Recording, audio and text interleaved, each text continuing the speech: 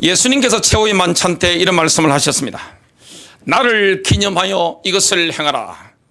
나를 기념하여 이것을 행하라는 말씀은 유월절을 지키라는 말씀입니다. 예수님께서 마지막 만찬 이걸 행하셨는데 이것은 뭐냐? 마지막 유월절이자 첫 번째로 행하는 바로 성찬식이었습니다. 그 피의 능력을 오늘 저와 여러분이 하나님의 계시로 경험하는 시간 되시길 바랍니다. 십자가의 능력은 어떻게 와야 됩니까? 내가 통과해야 됩니다. 내가 체험하는 겁니다. 내가 경험하는 겁니다. 그래서 주님이 나를 구속하신 비밀을 경험하는 거예요. 여러분, 신앙이라는 것은 감격이 없다, 죽은 겁니다. 감격이 있는 게 정상입니다. 십자가만 보면 정말 심장이 끓어오르죠. 저는 오늘 성찬식 하기 위해서 지금 이 준비를 해놓으셨는데 흰 보에 붉은색 십자가만 봐도 이게 가슴 심장이 뜁니다. 그리고 눈물이 납니다. 왜냐? 주님이 행하신 일이 너무나 놀라운 거예요. 오늘 주님이 저와 여러분의 인생에 행하신 일, 인류 구원을 위해서 주님이 행하신 일을 실제로 경험하는 시간입니다. 그 시간으로 오늘 주님이 우리 인생을 이끌어 가실 겁니다. 메시아의 발자취, 예수 그리스도께서 이 땅에 오셔서 행하신 모든 발자취, 그걸 오늘 저와 여러분이 보면서 주님이 내 인생에 어떤 일을 행하셨는가 감격하지 않을 수가 없는 거죠. 사복음서가 있죠. 마태복음, 마가복음, 누가복음, 요한복음인데 사복음서 저자들이 예수님의 생애를 쭉 기록했는데 그중에 3분의 1의 분량이 3분의 1의 지면을 할애한 것이 무엇입니까? 예수님의 인생 가운데 마지막 일주일입니다. 이 마지막 일주일이 핵심이죠. 거기에 뭐가 나옵니까? 주님의 십자가와 부활이 나오는 겁니다. 그 놀라운 비밀을 오늘 저와 여러분이 실제 하나님의 계시로 경험하고 누리는 시간 되시기를 주님의 이름으로 축복합니다. 하나님은 그냥 어설프게 일을 하지 않습니다. 하나님은 완벽하게 영원전부터 메시아의 발자취를 계획하셨습니다. 그걸 어디에 기록해 놓으셨느냐? 하나님의 카렌다에, 하나님의 캘린더, 하나님의 달력에 다 체크해 놓으신 겁니다. 주님이 어떤 일을 행하실 것이다. 메시아가 오면 이런 일을 행하실 것이다. 하나님의 달력에 체크해 놓은 겁니다. 하나님의 모에드, 하나님의 절기, 하나님의 달력이죠. 그래서 우리는 6월절이 뭡니까? 명절입니다. 내 인생의 6월절, 내가 구원받은 6월절, 예수의 십자가의 피의 능력을 경험한 인생의 6월절, 이것이 얼마나 우리 인생에 기적이 일어난 일입니까? 그 날입니까? 그 날을 기념해라, 그 말씀을 하고 계십니다. 첫 번째입니다. 이스라엘이 어린 양의 피를 바른 날 밤에 애굽에서 해방된 6월절은 예수님의 십자가 사건에 대한 예행 연습이었습니다. 리허설이었죠. 그래서 모세 시대에 뭐가 행해졌습니까? 6월절이 기적이 일어났는데 그건 뭐냐? 예수 십자가 사건에 대한 리허설이었습니다. 여러분, 리허설을 보면 앞으로 어떻게 본 무대가 펼쳐질 것인가 명확하게 알 수 있잖아요.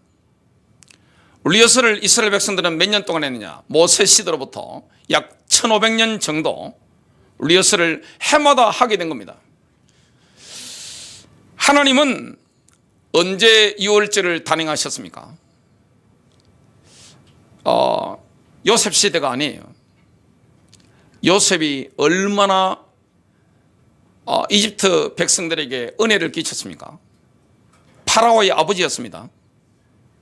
요셉의 군이라는 것은 엄청난 거예요. 이집트뿐만 아니라 전 세계를 경제정책을 가지고 살려낸 거죠. 그래서 요셉이 뜨게 된 근본 원인이 뭡니까? 경제정책을 제대로 한 겁니다. 그 애굽의 총리를 하면서 경제정책을 제대로 피면서 전부 다 전 세계를 먹여 살리게 된 거죠. 그러니까 생명의 은인이 된 겁니다. 그 요셉의 아버지 야곱이 죽었을 때 그 성경을 보면 전 이집트의 고관들, 백성들이 가나안까지 다 따라간 겁니다. 그건 왕의 장례식으로 이렇게 치러진 겁니다. 어마어마한 장례식이 벌어진 겁니다. 그 정도로 요셉은 존경을 받았고 권력을 가지고 있었습니다. 그때 하나님께서 출애굽을 단행하셨다면 얼마나 편합니까? 하나님 그렇게 하지 않습니다. 하나님은 뭘 기다립니까? 하나님의 때가 임할 때까지 기다립니다. 우리가 생각하는 하나님의 때와 하나님께서 작정하신 하나님의 카이로스는 달라요. 이 시간이 흘러가죠. 이런 크로노스 속에 하나님의 시간이 있습니다. 이게 하나님의 카이로스인데 요셉 때가 아닙니다. 언제입니까? 가장 악질적인 파라오가 등장할 때까지 하나님이 기다리신 겁니다. 가장 암울했을 때, 가장 어두웠을 때, 이때까지 하나님께서 딱 기다리신 거죠. 그때 하나님께서 출애굽을 단행하신 겁니다. 하나님은 하나님의 카이로스에 모든 상황을 역전을 확 시킨 겁니다. 정말 예수 그리스도를 구세주로 모시면 인생 역전이 일어나느냐? 역전이 일어나는 거예요. 가문의 역전이 일어나는 거예요. 내 인생의 기적이 일어나는 거예요. 역전이 일어나는 거예요. 왜냐? 성령께서 내조하시기 때문에 그렇습니다. 이스라엘 백성들에게 역전이 일어나는 그때는 언제였습니까? 나의 시간이 아니에요. 하나님의 시간이에요. 하나님의 카이로스입니다. 가장 어려울 때입니다. 너무너무 고통스러울 때입니다. 그때 하나님이 누구를 보냅니까? 해방자 모세입니다. 하나님의 사람 모세를 보내죠. 뭐든지 때가 맞아야 되는 겁니다. 그 때라는 것은 나의 때가 아니에요. 하나님의 때입니다. 하나님의 카이로스입니다. 출애굽기 9장 16절입니다. 파라오 보고 악질적인 파라오를 향해서 뭐라고 말씀합니까? 내가 너를 세웠음은 나의 능력을 내게 보이고 내 이름이 온 천하에 전파되게 하려 하였습니다. 하나님은 욥을 이렇게 상황을 변화시킬 때도 마찬가지입니다. 우리가 생각하면 조금 어려울 때 하나님이 도와주시면 좋겠다 생각하잖아요. 하나님 그렇게 하지 않아요. 욥이 인생 파탄 다 나버리고 욥의 와이프가 뭐랍니까? 하나님을 욕하고 죽어요. 가장 가까운 자기 편이 배신한 겁니다. 돌아선 거예요. 부인도 돌아선 겁니다. 사실상 이혼이에요. 자식들 다 죽었습니다. 몸에 질병 다 왔습니다. 근데 욥의 인내가 참 대단하죠. 하나님은 하나님의 카이로스가 되니까 모든 상을 싹 뒤집어버린 겁니다. 사탄의 세력을 향해서 뭡니까? 펀치를 날린 거예요. 하나님은 저와 여러분 인생에 그런 일을 행하시는 겁니다. 하나님은 창조주입니다. 하나님이 하시면 창조의 역사가 일어납니다. 기적이 일어나는 거예요. 기적의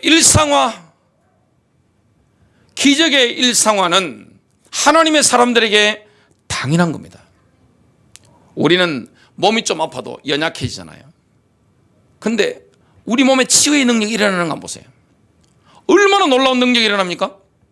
하나님이 자체적인 치유의 능력 주셨잖아요. 양의사나 한의사나 도와줄 뿐입니다. 몸 치유는 누가 하는 겁니까? 나의 자체 면역력입니다. 자체 능력이잖아요. 약도 음식도 의사도 그냥 그걸 서포트할 뿐이죠. 하나님은 우리 안에 계십니다. 성령으로 우리 안에 계시는 거예요. 능력으로 역사하는 거예요. 하나님의 때에 하나님께서 모든 상황을 역전을 시키는 겁니다. 출애굽이 그랬습니다. 저와 여러분 인생에 기적이 일어나는 때가 언제입니까? 십자가의 계시가 다가올 때입니다. 하나님께서 지혜와 계시의 영을 주셔서 십자가의 계시가 내게 확 다가올 때입니다. 사람은 배가 부를 때는 참 은혜가 임하기가 힘들어요. 인생의 봄날이 얼마나 좋아요.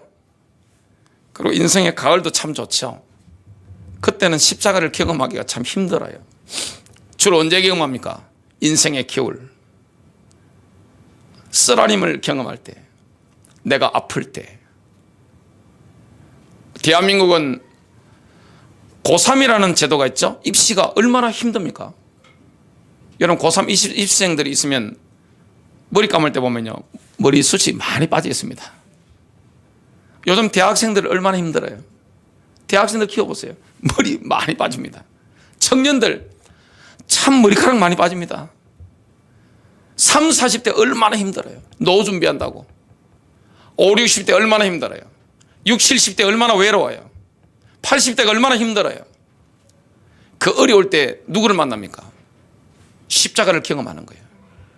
인생에 역전이 일어나는 것을 하나님의 계시로 경험하게 되는 겁니다. 이스라엘 백성들이 가장 어려울 때, 가장 악한 파로가 등장했을 때 주님이 유월절을 단행하신 겁니다. 유월절 날 밤은 생명과 사망이 갈라지는 밤이었습니다. 죽느냐 사느냐 이 문제입니다. 여러분, 우리가 예수의 십자가를 경험하느냐 경험하지 못하느냐, 이거는 영적으로 사느냐 죽느냐 이 갈림길이죠. 그날 밤에 주님께서는 오직 어린 양의 피만을 찾으셨습니다. 너가 가문이 어떤 가문이냐, 너의 사회적 지위가 어떻게 되니, 너 스펙이 어떻게 되니, 이런 거 전혀 묻지 않습니다. 주님이 그날 밤에 찾으신 것은 뭡니까? 오직 어린 양의 피입니다. 어린 양의 피를 문설주와 좌우 임방에 뿌리며 바른 사람, 그 가정에는 안전함이 있는 겁니다. 재앙과 저주가 넘어가는 겁니다.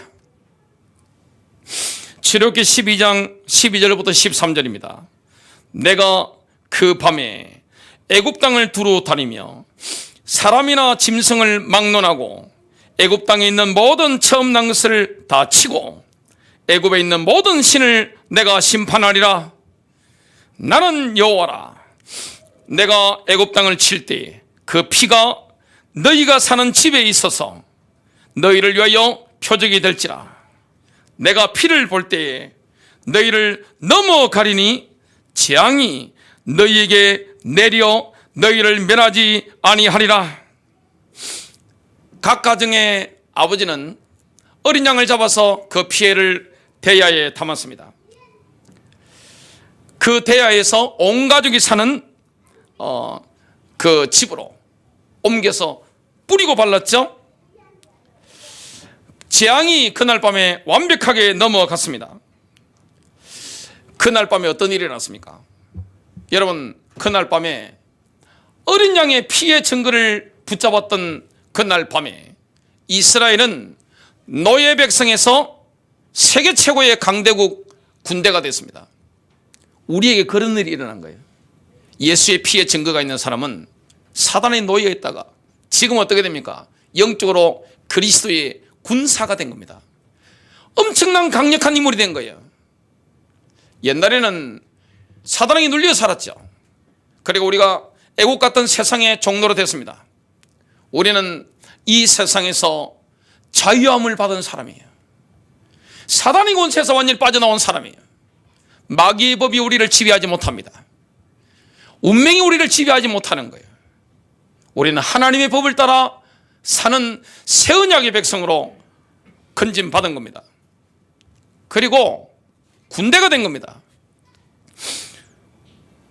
하나님은 가장 교만했던 파로가 하나님의 권능에 굴복한 유월절을 영원한 명절로 지정하셨습니다. 그래서 유월절을 지키는 것은 하나님의 백성에게는 의무이면서 특권이었습니다. 출애굽기 12장 27절입니다. 너희는 이르기를 이는 여호와의 유월절 제사라. 여호와께서 애굽 사람에게 재앙을 내리실 때 애굽에 있는 이스라엘 자손의 집을 넘어사 우리의 집을 구원하셨느니라 하매 백성이 머리 숙여 경배하니라. 하나님의 군대가 된 이스라엘 백성들을 한번 보겠습니다. 출애굽기 12장 41절입니다. 430년의 끝, 즉 그날이 되었을 때 주의 모든 군대가 이집트 땅에서 나왔더라. 군대가 되어 나온 겁니다. 예수의 피에 증거를 가진 사람은 뭐가 된 겁니까? 군대가 된 거예요. 여러분, 그리스도의 교회는 군대입니다. 영적으로 강력한 군대로 바뀌게 된 겁니다. 영적인 세력이 보고 벌벌 뜨는 군대가 된 겁니다. 피의 증거를 가진 사람. 두 번째입니다. 예수님께서는 유대인들이 메시아의 장례식 노래를 부르는 유월절 날에 십자가에 매어 달리셨습니다. 주님은 하나님의 캘린더에 표시된 유월절에 십자가에 매어 달리셨습니다. 우리 하나님께서는 일을 하시는데 어설프게 일하지 않습니다. 성경에 기록된, 체크된 하나님의 달력에, 하나님의 절기에, 하나님의 모에드에, 하나님의 명절에 십자가에 매어 달리신 겁니다. 이 정도로 하나님의 역사가 명확한 겁니다. 아무도 못 막는 거예요. 이건 누가 하시는 겁니까? 하나님이 하시는 거예요. 예수님께서 이 땅에 오셨는데 철저하게 하나님의 뜻에 순종하셨습니다. 예수님이 이 땅에 뭐하러 오셨습니까? 죽으러 오신 거예요. 사람들은 살아보려고 머무르시잖아요. 그러나 예수님은 죽으러 오신 거예요. 이게 왜냐? 구약 성경에 다 기록된 거예요. 구약 성경에 메시아가 오셔서 우리의 죄를 대신하여 십자가에 매어 달리셔야 된다. 그 기록된 대로 주님은 그 길을 걸어가신 겁니다. 메시아의 발자취, 그리스도의 발자취는 철저하게 구약 성경에 기록된 대로 100% 따라간 겁니다. 그래서 우리가 이 땅에 그리스도인들이 살아가는 인생은 어떤 인생입니까? 살려고 하면 안 돼요. 그리스도인들도 뭡니까? 예수님께서 걸어가신 길처럼 죽으러 우리가 가는 겁니다. 내 인생이 죽는 거예요. 가정이 죽는 거예요. 모든 인간관계에서 내가 죽는 거예요. 교회 안에서 내가 죽는 겁니다. 그러면 어떻게 됩니까? 삽니다. 하나님께서 안산으로 저를 보내실 때 제게 주신 그 음성이 있습니다. 살고 싶으냐? 죽어라. 죽으면 살 거야. 여러분, 가정에서든 교회에서든 인생이든 죽고자 하면 삽니다. 하늘의 밀이 땅에 떨어져 죽지 아니하면 하늘 그대로 있고, 죽으면, 썩으면 많은 열매를 맺게 되는 겁니다. 나의 옛자를 부인하는 거예요. 사람은 살려고 하죠. 그러나 성도의 길은 무엇입니까? 죽는 거예요. 죽으면 살게 됩니다. 주님이 죽으러 오신 겁니다. 그런데 그 죽으시는 발자취가 구약 성경에 명백하게 체크가 다 되어 있는 겁니다. 그게 뭐냐? 여호와의 명절입니다. 하나님의 절기, 하나님의 모에드입니다. 세례 요한은 군중들에게 둘러싸여 있었습니다. 그 군중들을 향해서 뭐라고 예수님을 소개합니까? 예수님을 하나님의 어린 양으로 소개합니다. 이스라엘 백성들은 하나님의 어린 양으로 이야기를 하면 다 알아듣습니다. 왜냐하면 구약 성경을 알기 때문에. 그렇죠. 요한복음 1장 29절입니다. 이튿날 요한이 예수께서 자기에게 나아오심을 보고 이르되 보라, 세상죄를 지고 가는 하나님의 어린 양이로다. 예수님을 세상죄를 지고 가는 하나님의 어린 양으로 군중들에게 지금 소개하는 겁니다. 성령님께서 비둘기같이 내려오셔서 예수님 위에 머무시는 것을 세례요한이 본 겁니다. 세례요한은 일반적인 사람은 아니죠. 뱃속에서부터 성령으로 충만했고 메시아께서 오시는 길을 준비하는 사람입니다. 그래서 주님의 음성을 직접 들었고 하기 때문에 구약 성경도 알고 있고 하기 때문에 예수님을 보니까 영안이 열려서 본 겁니다. 성령님께서 예수님 위에 비둘기같이 내려오셔서 머물고 있는 그 모습을 요한이 딱 보고 뭐랍니까? 보라, 세상죄를 지고 가는 하나님의 어린 양이로다, 이렇게 소개한 겁니다. 예수님께서 6월절 어린 양으로 오신 메시아이심을 단번에 알아본 겁니다. 예수님께서는 마지막 6월절에 예루살렘으로 올라가셨습니다. 이것도 다 정해진 거예요. 뭡니까? 구약 성경에 기록된 대로. 예수님은 철저하게 하나님의 뜻대로 순종하셨죠. 완벽하게 하나님의 뜻에 본인의 뜻을 맞추셨습니다. 바리새인들이 예수님께 정치적인 위협이 가해지고 있다는 것을 기점을 해줍니다. 여러분, 정치적인 압력이 얼마나 강합니까? 정치라는 게 얼마나 무섭죠? 정치에는 아버지도 없습니다. 정치에는 어머니도 없습니다. 자식도 없고 부인도 없어요. 다 죽입니다. 형제도 없고. 권력에 걸린다 싶으면 모조리 죽이는 게 정치잖아요. 정치적인 압력이 얼마나 무서운 거예요? 예수님께서 예루살렘에 올라가시는데 바리새인들은 뭐합니까? 칼날이 예수님을 향해서 오고 있다는 것을 기점을 해줍니다. 헤롯이 당신을 죽이려고 합니다. 왕이 죽이려고 합니다. 이걸 기점을 해주는 거죠. 그런데 그건 정치적인 위협 따위는요, 예수님께 아무도 문제가 되지 않습니다. 왜 그렇습니까? 예수님의 삶의 목적이 뭐죠? 죽으려고 오신 겁니다. 누가복음 13장 31절부터 33절입니다. 그 날에 바리새인 몇 사람이 와서 주께 말씀드리기를, 나가서 여기를 떠나소서, 헤롯이 당신을 죽이려고 하나이다 라고 하니, 32절입니다. 주께서 그들에게 말씀하시기를, 가서 그 여우에게 말하라. 예수님은 가난한 사람이나 창녀나 매국노 취급을 받던 세리들에게는, 이렇게 죄인들에게는 자비롭게 하셨지만 정치인들에 향해서는, 정치적인 권력을 가진 사람들에 대해서는 뭡니까? 완전히 그냥 갖다 발라버린 겁니다. 죽일 테면 죽이라 이거죠. 그 여우라고 이야기하는 겁니다. 간사한 강교한 여우에게 말하라. 보라, 오늘과 내일 내가 마귀들을 쫓아내며 병을 고치려니와 셋째 날에는 온전하게 되리라. 그러나 나는 오늘도 내일도 그 다음 날도 내 길을 가야만 하리니 이는 선지자가 예루살렘 밖에서 죽을 수 없습니다. 예수님은 어디서 죽으셔야 됩니까? 예루살렘입니다. 예수님은 어차피 죽으러 오신 겁니다. 어차피 죽을 날짜가 주님은 정해져 있는 거예요. 이 누가 하시는 겁니까? 하나님이 하시는 거예요. 예수님께서는 제자들에게 자신이 6월절에 십자가에 못 박히신다는 것을 명명백백하게 말씀하신 겁니다. 마태복음 26장 2절입니다.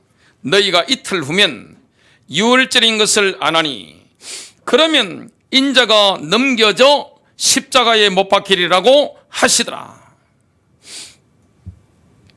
예수님의 적들이 또 있었습니다. 종교 엘리트들입니다. 종교 엘리트들, 그들은 성경책을, 구약 성경을 외우는 사람들입니다. 그리고 성경을 가르치는 사람들입니다. 11조를 정확하게 하는 사람들이고, 구제연금을 너무나 잘하는 사람들이고, 금식도 너무나 잘하고 있었습니다. 그들이 예수님을 잡아 죽이려고 한 겁니다. 자기 백성인데. 근데 그들은 6월절이 되면 전 세계에서 유대인들이 200만 명에서 250만, 많게 보는 학자들은 270만 명이 모인다고 합니다. 그러면 잘못하면 어떻게 됩니까? 폭동이 일어나잖아요. 예수님의 인기는 어느 정도입니까? 민중들에게는 폭발적인 인기를 얻고 있었습니다. 그래서 예수님을 잘못 건드리면 어떻게 됩니까? 자기들이 다치고 죽는 거예요. 그래서 6월절 기간을 피해서 예수님을 죽이려고 업무를 꾸몄습니다. 그래도 안 되는 거예요. 그들의 계획은 무용지물입니다. 그렇게 될 수가 없는 거예요. 왜냐? 하나님이 지금 하시는 것이기 때문에 그렇습니다. 마태복음 26장 3절부터 5절입니다. 그때의 선임 제사장들과 서기관들과 백성의 장로들이 가야바라고 하는 대제사장의 관저에 모두 모여 교묘한 방책을 써서 예수를 붙잡아 죽이려고 언언하더라. 그러나 그들이 말하기를 백성 가운데 소요가 일어나지 않도록 명절날에는 하지 말자고 하더라. 사탄의 종들이죠. 이 종교 엘리트들, 정치 엘리트들은 지금 평상시에는 연합을 하지 않다가 지금은 한마음이 돼가지고 지금 일체가 돼가지고 예수님을 죽이려고 합니다. 유월절을 피하려고 했습니다. 근데 예수님은 그 마지막 유월절을 향해서 따박따박 걸어 들어가셨습니다. 예수님은 유대인들이 유월절 제사를 드리는 오전 9시에 십자가에 매어 달리셨습니다. 예수님은 그렇게 정확하게 하나님의 계획대로 이렇게 달리셨죠. 그 시간에 골짜기 저편에는 어떤 일이 있습니까? 제사장이 오후에 잡을 유월절 어린 양을 제단불에 묻고 있는 겁니다. 지금 이게 실시간으로 그대로 같이 되고 있는 거예요. 그 시간에 전 세계에서 예루살렘으로 모여든 200만 명의 유대인들은 지금 뭘 하고 있습니까? 다윗이 1000년 전에 지은 메시아의 장례식 노래를 부르고 있는 겁니다. 이게 실시간으로 막 되고 있는 거예요. 시편 118편 22절부터 24절입니다. 건축자들의 버린 돌이, 이런 노래를 부르고 있는 거예요. 지금 건축자들의 버린 돌이 모퉁이의 머릿돌이 되었나니. 주님은 교회를 세우시잖아요. 교회의 모퉁이 돌이 누굽니까? 예수 그리스도입니다. 건축자들이 버린 돌이 모퉁이의 머릿돌이 되었나니 이는 주께서 행하신 것이요 우리 눈에 놀라운 것이로다. 우리 눈에 정말 놀라운 거예요. 이 날은 주께서 정하신 날이라. 이 날에 우리가 즐거워하고 기뻐하리로다. 사람들이 예수님을 십자가에 묶으면서 부른 노래가 시편 118편 27절입니다. 하나님은 우리에게 빛을 보여주신 주시니 끈으로 희생제물을 제단불들에 멜지라. 예수님은 유월절날 오후 3시에 죽으셨는데요. 예수님의 마지막 말씀이 뭐였습니까? 다 이뤘다. 그 시간은 뭡니까? 저녁 제사 드리는 시간이었습니다. 바로 그 순간 실시간으로 동시간에 이루어진 일이 뭡니까? 대제사장은 다 되었다 하고 열방을 위해 어린 양을 죽이는 겁니다. 똑같은 시간이죠. 계시록 13장 8절은 뭐라고 말씀합니까? 예수님께서 세상이 창조되기 전에 죽임을 당했다라고 말씀합니다. 맨 처음부터 계획되었다는 말씀입니다. 완벽하게 하나님이 하시는 겁니다. 이스라엘 백성들에게 유월절의 기적을 행하신 분은 누구십니까? 하나님이십니다. 예수님을 십자가에 유월절에 며 달도록 모든 것을 섭리하시고 인도하신 분은 누구십니까? 하나님이십니다. 세 번째입니다. 성찬식을 통해 예수님과의 언약 관계를 새롭게 갱신하는 사람은 날마다 유월절의 기적을 경험하게 됩니다. 여러분, 성찬이 뭡니까? 성찬은요, 예수님과의 관계와 다른 성도들과의 관계를 새롭게 갱신하는 겁니다. 이게 바로 언약식이에요. 언약 관계 속으로 들어가는 겁니다. 그걸 갱신하는 겁니다. 주의 만찬에 아무런 의미도 없이 참여하는 것은 심판의 대상이 됩니다. 주이시 뉴 테스먼트는 이렇게 번역을 했죠. 고린도전서 11장 27절에 보면 그러므로 합당하지 않게 주님의 빵을 먹거나 주님의 잔을 마시는 사람은 주님의 몸과 피를 모독하는 죄를 범하게 될 것입니다. 이렇게 번역을 했습니다. 그래서 성찬식을 아무런 의미도 없이 참여한다. 주님의 살과 피를 모독하는 거예요. 성찬식이라는 것은 뭡니까? 언약을 갱신하는 거예요. 주님을 향해서 뭘 맹세하는 겁니까? 충성을 맹세하는 겁니다. 주님이 나를 위해 죽으신 것처럼 나도 주를 위해 죽겠습니다. 주님이 다른 지체들을 위해서 죽으신 것처럼 나도 다른 지체들을 위해서 걸겠습니다. 이런 언약식을 하는 것이 뭡니까? 바로 성찬식이에요. 그래서 함께 성찬에 참여한 사람을 배신하는 것은 얼굴을 보고 나서 등 뒤에서 칼을 꼽는 것과 같은 겁니다. 누가 그 일을 했죠? 가룟 유다입니다. 엄청난 죄입니다. 그래서 같이 함께 성찬식에 참여한 성도를 배신하는 행위는 등에 칼을 꼽는 것과 같습니다. 엄청난 죄죠. 예수님께서 최후의 만찬 때 나를 기념하여 이것을 행하라. 이거 뭡니까? 유월절을 지키라는 말씀이죠. 유월절을 지킬 때 나를 기념하라, 이 말씀입니다. 유월절 만찬은, 최후의 만찬은 유월절 세데르였습니다. 세데르라는 것은 히브리어로 순수라는 뜻입니다. 마태복음 26장 26절부터 28절입니다.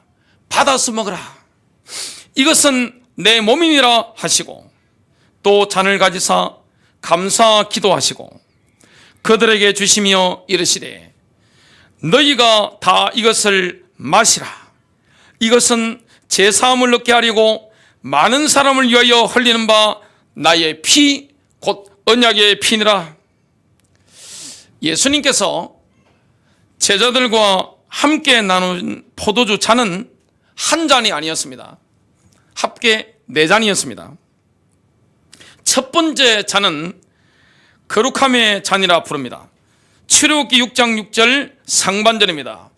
내가 너희를 이집트인의 집 아래에서 데리고 나와. 하나님께서는 우리를 이 세상의 멍에와 짐에서 자유롭게 하셨습니다. 이 세상의 짐에서 우리를 해방하신 거예요. 하나님께서 이스라엘을 구속하신 이유는 두 주인을 섬길 수 없기 때문입니다. 우리가 사단을 섬기고 어떻게 하나님을 섬길 수 있습니까? 하나님께서 우리를 왜 구속하셨느냐? 두 주인을 예배하는 게 불가능하기 때문에 그렇습니다. 어떻게 하나님을 경배하고 사단을 같이 경배할 수 있습니까? 두 번째 잔은 구원의 잔이라 부릅니다. 출애굽기 6장 6절 중반절입니다. 내가 너희를 그들의 속박에서 자유롭게 하며, 우리는 오직 한 분만 섬길 수 있습니다. 누굽니까? 하나님 한 분만. 다른 신을 섬길 수 없는 거예요. 주님이 우리를 구원하시기 때문에 우리는 누구를 섬기는 겁니까? 우리의 구세주 주님만 섬기는 거예요. 로마서 6장 16절입니다. 너희가 자신을 종으로 들여 누구에게 순종하든지 너희가 순종하는 자의 종이 되어 죄의 종으로 사망에 이르든지 혹은 순종의 종으로 의에 이르는 줄 알지 못하느냐. 세 번째 잔은 구속의 잔이라 부릅니다. 출애굽기 6장 6절 하반절입니다. 내가 편팔과 큰 심판으로 너희를 구속하리라. 여러분, 예수님께서 어떻게 편팔로 우리를 구속하셨습니까? 우리는 우주를 창조하신 걸 보면 너무나 놀랍죠. 우주가 다층 우주잖아요. 얼마나 우주가 어마어마합니까? 별도 얼마나 많은지 과학자들이 셀 수도 없습니다. 그 어마어마한 우주를 창조하실 때 주님은 그 어떤 대가도 지불하신 게 없습니다. 뭐라고 말씀했습니까? 있으라 하니까 바로 있는 거예요. 그러나 우리를 구속하실 때는 예수님의 생명을 내어놓으신 겁니다. 여러분, 우주보다 누가 더 중요한 거예요? 저와 여러분이 너무나 하나님께 소중한 겁니다. 이런 일을 누가 하신 겁니까? 우리 하나님께서 친히 하신 거예요. 네 번째 잔은 영접의 잔이라 부릅니다. 출애굽기 6장 7절 상반절, 내가 너희를 내 백성으로 삼고 나는 너희의 하나님이 되니라. 하나님은 우리를 보배롭고 존귀하게 여기십니다. 여러분, 하나님 보실 때 가장 보배로운 존재, 존귀한 존재는 누굽니까? 영국의 황제가 아닙니다.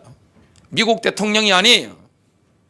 중국 지도자가 아니에요. 일본의 총리가 아니에요. 대한민국 대통령이 아니에요. 누굽니까? 피로 값주고 사신 하나님의 백성입니다.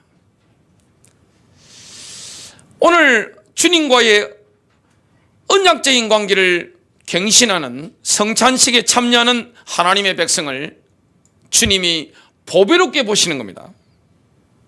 너무나 보배로운 존재고 존귀한 존재입니다. 하나님은 그 사랑하시는 자 안에서, 예수 그리스도 안에서 우리를 받아들이신 겁니다. 왜 그렇습니까? 함께 하시려고. 주님이 우리를 구속하셨죠? 우리와 함께 하시려고. 우리를 통해 경배받기 위해서, 우리와 함께 사귀시려고, 우리와 함께 걸으시려고, 우리와 함께 식사하시려고. 저와 여러분이 고통 가운데 있으면 주님도 함께 하십니다. 내가 기쁠 때 주님도 기쁜 거예요. 내가 슬플 때 주님도 같이 슬퍼하는 거예요. 이게 바로 성령이 인도받는 사람의 감정의 변화입니다. 내가 근심하는 그 자리에 주님이 함께 근심하는 거예요. 그래서 성령의 사람은 주님의 희노애락을 함께 느낍니다. 주님이 슬퍼하시는 자리에 슬퍼합니다. 주님이 근심하시는 현장에 근심합니다. 주님이 기뻐하는 그 현장에 기뻐합니다. 주님이 애통하는 현장에 같이 애통해하고 눈물을 흘립니다. 결론 맺습니다. 사도 바울은요, 구약의 유월절과 예수님의 십자가를 연관시키고 있습니다. 고린도전서 5장 7절 하반절입니다. 우리의 유월절 어린 양 곧 그리스도께서 우리를 위하여 희생물이 되셨느니라. 우리의 유월절 어린 양 예수 그리스도께서는 2000년 전에 죽으셨고, 예수님의 피는 마치 이스라엘 백성들의 그 유월절 밤처럼 지금 대야에 담겨 있는 것과 같습니다. 주님의 피는 이미 흘려진 거예요. 주님의 보혈에는 능력이 있습니다. 보혈의 능력이 나타나는 현장에는 십자가의 권능이 나타납니다. 영광의 신원지는 어디입니까? 그 십자가입니다. 예수님의 피가 그냥 대야에만 담겨 있으면 우리를 보호할 수가 없죠. 우리는 그 피를 대야로부터 나의 처소와 공간들, 나의 사건들로 뿌리고 발라야 됩니다. 출애굽 시대는 우슬추가 사용되었죠. 가장 흔한 풀 우슬추로 이렇게 뿌리고 이렇게 발랐습니다. 지금 시대는 우리의 정은이 사용되어야 됩니다. 저와 여러분의 입술입니다. 요한계시록 12장 11절입니다. 그들이 어린 양의 피와 자기들의 정은의 말로 그를 이겼으며 그들은 죽기까지 자기 생명을 사랑하지 아니하였도다. 우리는 예수님 피가 우리를 위해서 무엇을 했는지를 알려주시는 하나님의 말씀을 사탄을 향하여 선포하는 겁니다. 그 피가 이런 일을 했다는 것을 사탄을 향해서 선포하는 겁니다. 승리하시기를 주님의 이름으로 축복합니다.